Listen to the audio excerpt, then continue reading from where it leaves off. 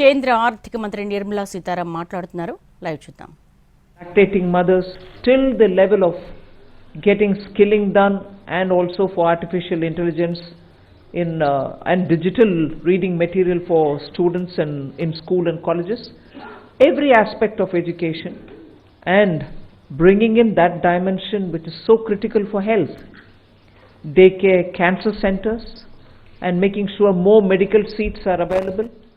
These are kind of things with which I'm trying to highlight. The approach in this budget has been pointed on areas which definitely need immediate intervention, outlays, and action along with the states. So Viksit Bharat is not just being described. I've given you also what we mean by Viksit Bharat, or what is it that we expect to achieve for Viksit Bharat. So this budget actually has given you several things on which you can understand how this economy is being planned to take forward a route towards Viksit Bharat. Secretaries have joined me. All of them would also come in to explain or answer and give clarity and so on. But one thing which I certainly would like to highlight is responding to the voice of the people, which is what Prime Minister Modi is known for in his administration. It's a very responsive government, and as a result, the income tax simplification, which I announced in July, is already completed in its works, and we shall bring the bill in the next week. So the income tax simplification, about which in July budget I have gone in detail to say, the work is completed within 6 months is what I said. Within 6 months we've brought the bill. It will be coming into the parliament next week. So if we are talking of reform inclusive of taxation, the work is done. This budget also speaks about rationalization in customs. Tariffs are being brought down, tariffs are being simplified, and also the basket which consisted of so many different tariffs for so many different commodities are now reduced. 8 were taken off earlier, 8 has been taken off now. So whatever remains now, 7 I think remains, and that is all about India's tariff picture. So the usual narrative which goes on, saying is India being too heavy on tariffs? No, you find that we've drastically reduced and also simplified. So this budget has so many things for all of us to talk about. The more important thing about agriculture, which performed very well during COVID and which has contributed to India's food security, the proposals which are mentioned in this budget actually talk about everything to do with beej to bazaar, literally from the stage of seeds, hybrid seeds, climate resilient seeds which can give greater output, seeds which are going to be high yielding, all this together to the final point of India becoming the world's food basket. That's the definition I put in when I was talking about Viksit Bharat.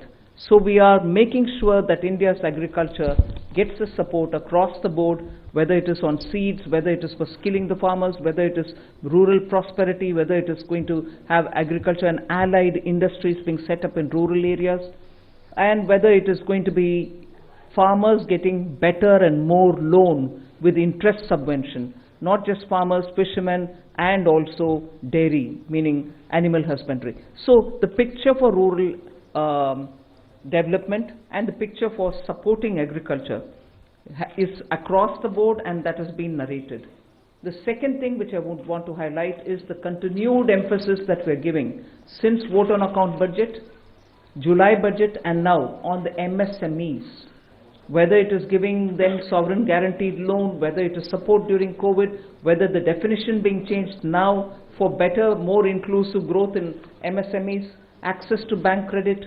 So MSMEs have also been given greater emphasis. Together with this, I'd like to highlight the point that energy security has had greater attention in this budget. We've highlighted in July budget how even pump storage will have greater attention. Solar and wind and renewable energy has also been taking consistently good importance in our budgets. This time we are talking about the small modular reactors. I've also announced that there shall be 2 amendments, one to the Atomic Energy Act and the other one for the civil liability. All of this is going to help us attain energy security. Insurance sector's FDI limits have been enhanced. That is another important announcement. I'll end my opening statement with 2 things. There is no reduction in the public spending on capital expenditure. Let's put that up front. We continue to place emphasis on the multiplier effect that capital expenditure done by government has shown, has sustained us. We continue on that.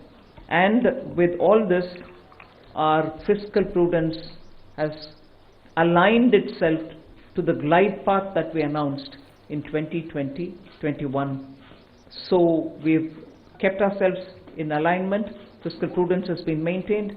The next year, coming years, estimate is also been given. Well under 4.5 is what we had said earlier. We are also projecting the same.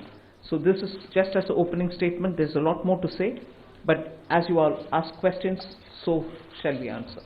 Thank you. Thank you, ma'am. 225. 225. Mic, please.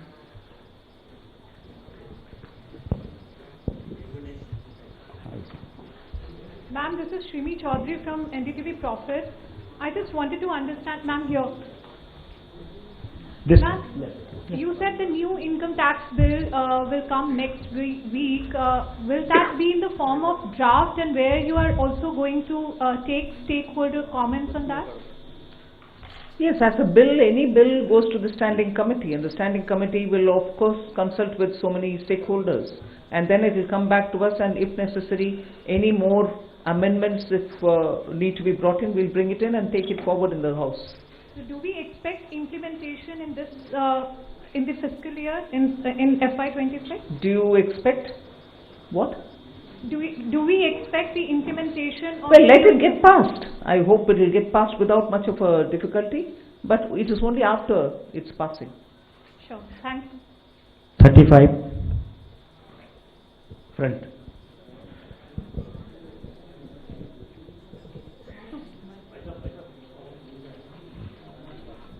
Ma'am, Timsi Jaipuria, this side from CNBC TV 18. As you said, this is a very responsive government, which is why government decided to give these tax rebates. But given the structure that you have announced, ma'am, up to 12 lakh is the rebate. Any reason why this rebate has been hiked from 7 to 12 lakh? Is it that the incomes or salaries were not growing up to the mark, which is why government thought that this rebate needs to be given? And also, how do you make up for this 1 lakh crore of revenue loss? Will it not impact the budget estimates? Where will you get this money from?